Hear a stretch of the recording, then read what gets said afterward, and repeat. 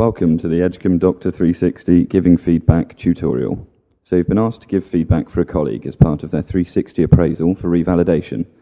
First of all, you'll need to find the email in your inbox, if you haven't already, from Doctor 360 support. It could take up to 30 minutes to receive this invite from the moment your colleague nominates you. If you cannot find it here, check your junk mail. It is important to know that your colleague will see your feedback, but will not know who gave it, so you will remain anonymous. Here, you will find the link you need to begin the feedback process. Please copy and paste the link into your browser to ensure that you are taken to the correct area of the website. You should be taken to a login screen that looks exactly like this. For organization's name in the top left, or if you are an individual GP, it will say individual. Copy the username and password provided in the email and paste into the username section.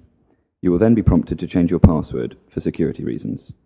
Make sure you change it to something memorable, but not too easy for others to guess. If you forget your password, click I have forgotten my password, or watch our forgotten password tutorial video.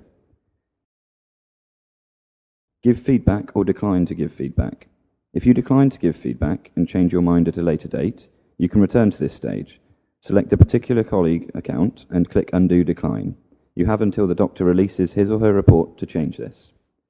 To give feedback, select the colleague you would like to give feedback for by clicking on their name. For this example, we only have one, which is already selected, and click Give Feedback. Now you'll be presented with a list of instructions on how to give feedback. Please make sure you read through these thoroughly before proceeding. For advice on giving useful, constructive feedback, refer to the Giving Good Constructive Feedback guide. It's good to remember that every question begins with how effectively does this doctor, and uses a rating system 1 to 6.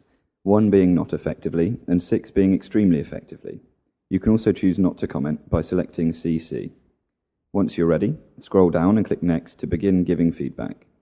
On some pages, you're given the opportunity to comment on any aspects of your colleague's performance in this area. If you've given any particularly high or low scores within each domain, it is important that you comment on these. To go back, make sure you've completed the page you're currently on in order to make revisions.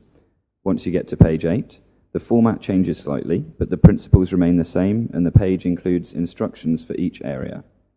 After each page has been completed and you are satisfied with your answers, click Next to reach the final page and click the Finish button. This will take you back to your original screen, where you can now click Give Feedback again to make revisions until the doctor has released his or her report, so if you intend to make changes, the sooner the better. You have now completed the feedback process. Click Log Out and close the window. You can also follow us on Twitter and LinkedIn. If you're struggling at any stage or are still yet to receive your feedback request, please contact support@edgecombe.co.uk.